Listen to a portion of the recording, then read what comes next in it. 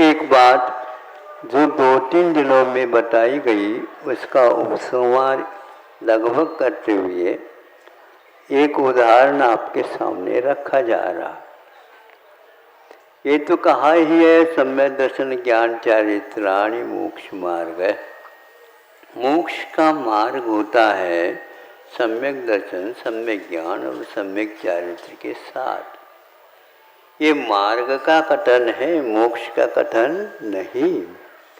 एक बात।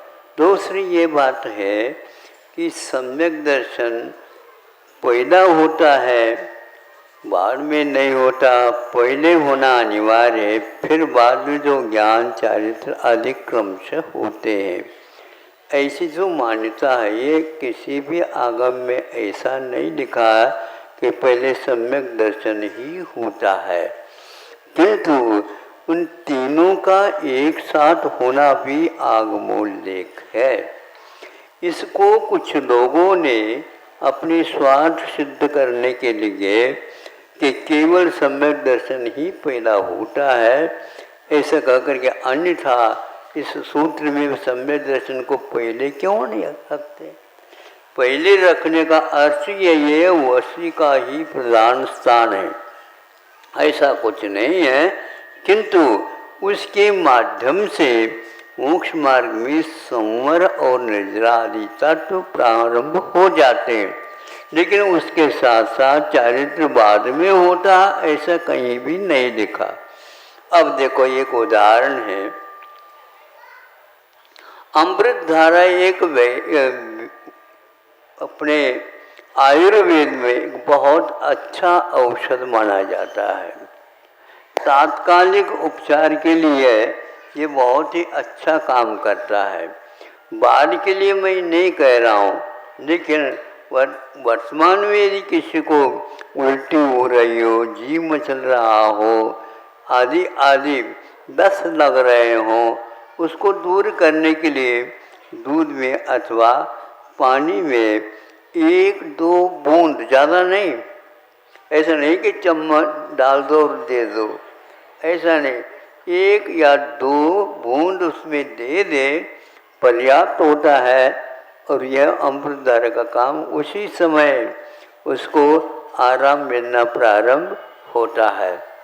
इसी प्रकार सम्यक दर्शन, सम्यक ज्ञान, सम्यक चारित्र तीनों चाहिए, तभी मोक्ष मार्ग में कदम उठने के लिए लायक हो जाता है। यदि उस अमृत धारा में 3 चीजें मिली है, एक तो पेपरमेंट है, हाँ, और दूसरा है अजवान का फूल, और तीसरा चीज हाँ एक कपूर है। तो ये 3 चीज़ों का मिला दो तो अमृत धारा बनेगी। किंतु यहाँ पर सावधानी की बात यह है, तीनों की मात्रा बराबर हो। अब इससे अपने आप ही ज्ञात हो जाता है, सम्यक दर्शन की मात्रा थोड़ी सी ज़्यादा होती होगी, सम्यक ज्ञान सम्यक चारित्र की थोड़ी होती होगी। इसलिए उमा स्वामी महाराज ने देखो सम्यक दर्शन ज्ञान चारित्राणि मोक्ष मार्ग कहा। नहीं, मोक्ष मार्ग के लिए कमी बेशी से मतलब ने समान बराबर मात्रिक होना चाहिए, तभी ये होगा। अभी चारित्र का एक अंश भी नहीं फूटा है और आप चारित्र की बात करते हो, क्योंकि आपको ध्यान लगाना और आपको परम समाधि को प्राप्त करना है। आगम में यत्र तत्र सर्वत्र इन चीजों का वर्णन मिलता है, उसमें अपने आप को शामिल करने के लिए उन्होंने ये सोचा कि सम्यक दर्शन पर्याप्त है, सब काम हो जाएगा। नहीं होगा। घर का यदि आपका मोक्ष मार्ग है तो संभव है, लेकिन पहले दिन हमने कहा था हम आपके बारे में कुछ भी नहीं कह सकते, क्योंकि आपकी दुकान है, आपके सेल्समैन हैं, आपके ही माल है, और यहाँ पर आपका क्रेडिट जिसको बोलते हैं, बहुत विश्वास है आपका बाजार में, सब कुछ है, इसमें कोई संदेह नहीं। ग्राहक भी बहुत आ जाते हैं, लेकिन ये बात सरकार हमेशा देखती रहती है, इनके दुकान में ज़्यादा ग्राहक क्यों आते हैं। नहीं समझे, इसको देखने के लिए करे और अच्छे अच्छे लोग आते हैं, इसका अर्थ ये है इसमें कुछ न कुछ तो क्या है। दाल में क्या होता है, दाल में जीरा भी तो होता है, काली मिर्च भी तो होता है। दाल में काले का अर्थ बहुत गंभीर है। इसका अर्थ यह है वह उसमें भी बनावटी कर रहा है, इसलिए वह नाप तोल बर्त आदि जो माप है इनमें वो चेकअप करते हैं। बड़े बड़े ऑफिसर आते हैं तो दुकानदार कभी छूटती है, उनको जल्दी संतुष्ट नहीं किया जा सकता। भैया जल्दी जल्दी कर लो, निपटा दो, नहीं है तो मामला और आगे बढ़ेगा। इसी प्रकार सम्यक दर्शन एकमात्र पर्याप्त नहीं, सम्यक ज्ञान भी एकमात्र पर्याप्त नहीं। अकेला सम्यक चतुर भी तो हो सकता, अकेला सम्यक दर्शन होता तो है, नहीं होता ऐसा नहीं, किंतु सम्यक चारित्र के लिए तो सम्यक दर्शन चाहिए। ज्ञान बीच में रखा गया, ज्ञान का अर्थ अलग है होता है। सम्यक ज्ञान के, सम्यक दर्शन के साथ सम्यक ज्ञान हो भी सकता है और नहीं भी हो सकता। ये तो आप ही लोग महाराज कह रहे हैं, ऐसे किसी के मुख से हमने सुना ही नहीं, आप किसी के आगम के अनुसार देखा ही नहीं होगा, इसलिए मिलेगा नहीं उसमें। क्योंकि श्रुतज्ञानावरणी कर्म के क्षय उपशम के बिना सम्यक ज्ञान जो शास्त्रीय ज्ञान बोलते हैं वह नहीं हो सकता, ऐसा आगम का उल्लेख है। इसलिए कि उसके अभाव में भी सम्यक दर्शन रह सकता है, रहता है। पहले दिन ये कहा था ज्ञान के, सम्यक ज्ञान की व्याप्ति सम्यक दर्शन के साथ कहीं भी नहीं लिखा। इसलिए द्रव्य शुद्ध जो शास्त्रीय पंडिताई जिसको बोलते हैं उसका होना कोई अनिवार्य नहीं है, ऐसा कहा गया।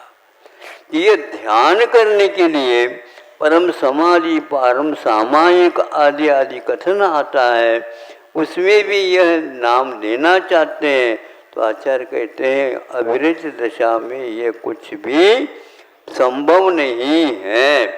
समाधि के लिए उन्होंने चतुर्थ महाराज भगवान की स्तुति करते हुए समुद्रभद्र महाराज ने कहा तद्गुण प्राप्त है।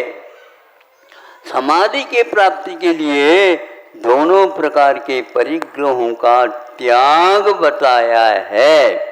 कौन से है महाराज? ये अभिनंदन सागर महाराज, अभिनंदन महाराज। हाँ महा समाधि तंत्र है, समाधि तंत्र है तदुपोपत्त है।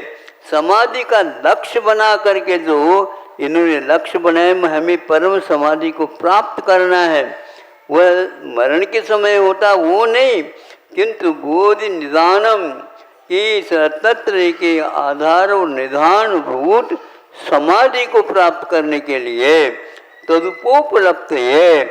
उसकी प्राप्ति के लिए क्या किया? दिगंबरत्व को द्वयन ग्रंथ गुणेन चायुजत, दोनों प्रकार के परिग्रह का त्याग बताया। अब पूछ दो घर में बैठ करके ध्यान लगाने वाले के पास कौन सा चारित्र है, कौन से चारित्र का उन्होंने पालन किया, त्याग किया और संकल्प पूर्वक किया हुआ हमें बता दो। एक रत्ती भर भी उनके यहाँ नहीं विरती, इसलिए उसको अविरति ये संज्ञा दी गई है। इसलिए उस कार को, मोटर को, वाहन को पकड़ लेती है पुलिस जिसकी नंबर प्लेट नहीं है, बोलो है। पुलिस तो अच्छे अच्छे जज भी हो उसको भी पकड़ लेंगे, हमें क्यों पकड़ रहे हो? हम कोर्ट जा रहे हैं, कोर्ट तो जाओ लेकिन नंबर इधर दिखाओ, नहीं चलेगा ये। किंतु अविरत दशा हो करके और आचार्यों की वाणी को सुन करके भी जो व्यक्ति इसका पालन नहीं करता, बल्कि कल जो गाथा बताई थी, दुविहम पिमोख मग्गे ध्याने पावन जम मुनि नीमा, ये मुनि नीमा नियम से वह मुनि ध्यान के काल में दोनों प्रकार के मोक्ष मार्ग को प्राप्त करता। इसलिए यदि ध्यान की इच्छा है तो सर्वप्रथम निर्घंट दशा को प्राप्त करो, ऐसा स्वामी समंत भद्र महाराज कह रहे हैं। उस स्थान में उन्होंने मुनि शब्द को हटा करके उसमें गुणी शब्द रखा। गुणी का अर्थ होता है एक प्रकार के सम्यक दर्शन को प्राप्त करने वाला। इसलिए अकेले वह गुणी, ये नहीं, यहाँ पर गुणी का कोई प्रसंग ही नहीं है, गुण रखता है। लेकिन ये भी ध्यान रखना, समाधि की प्राप्ति के लिए रत्नत्रय भी पर्याप्त नहीं है, किंतु पूरी तौर पर निर्घंट होना अनिवार्य है। तब कहीं जाकर के वह शुद्धोपयोगात्मक अथवा उपेक्षा, संयम, परम समाधि और निश्चय रत्नत्रय, ये सारे के सारे व्यवहार रत्नत्रय इत्यादि के कार्य रूप में हैं। इस प्रकार जिन्होंने अपना उद्देश्य समाधि की प्राप्ति रखा है, उसको यह अनुबंध रखा है। इस अनुबंध के स्थान पर आपने अपने स्वार्थ सिद्धि करने के लिए और अपने शिष्य मंडली को बढ़ाने के लिए, और कौन सा आपका प्रयोजन है मुझे बताओ। प्रयोजन यदि मोक्ष मार्ग का, संवर का होता, आप आइए न, क्या बात हो गई, किसी भी प्रकार से आप आगे बढ़ सकते हो। नहीं, पंच इंद्र के विषयों को छोड़ना ऐसे हंसी खेल नहीं है। करो न, क्या बात हो गई, नहीं कर पाते। और वहाँ पर मुनि के स्थान पर जो गुणी शब्द का प्रयोग किया, इसको बोलते हैं अवर्णवाद। ये किसका अवर्णवाद है? द्रव्य संग्रह का अवर्णवाद है, जो आज तक हजारों वर्ष से चल रहा था, उसका वह अवर्णवाद किया। अवर्णवाद का अर्थ दर्शन मुनियस्य, दर्शन मुनि के बंद करने के लिए यह पर्याप्त है। ऐसे क्यों कर रहे हो बंधु? कम से कम सोचो, विचार करो। आचार्य प्रणीत ग्रंथों में इस प्रकार का व्यत्यास नहीं करना चाहिए, लेकिन स्वार्थ त्याग की बहुत कठिन है। कठिन तपस्या करो नहीं और मलाई मलाई चाटना चाहो, संभव नहीं है।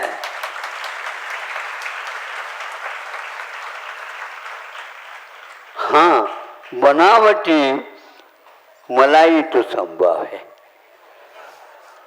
नहीं समझे?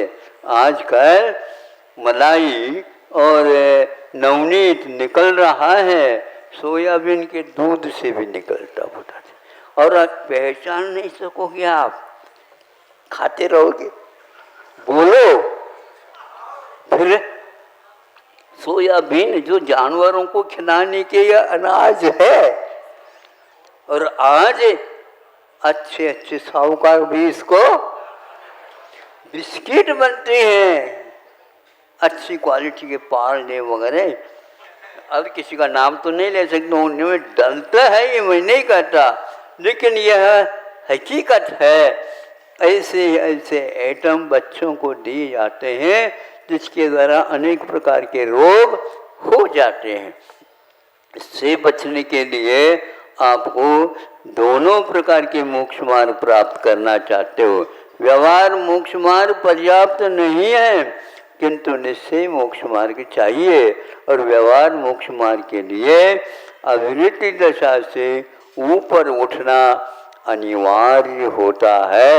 इस प्रकार के सिद्धांत को जो उड़ाना चाहते हैं उनके लिए इस प्रकार के यदि भावार्थ लिखा हुआ अर्थ का ग्रंथ मिलता है उसको पहले से ही निकाल करके दूर कर देना चाहिए, क्योंकि जो व्यक्ति जो भावुक श्रावक है वो सब ये रहस्य नहीं समझ पाता।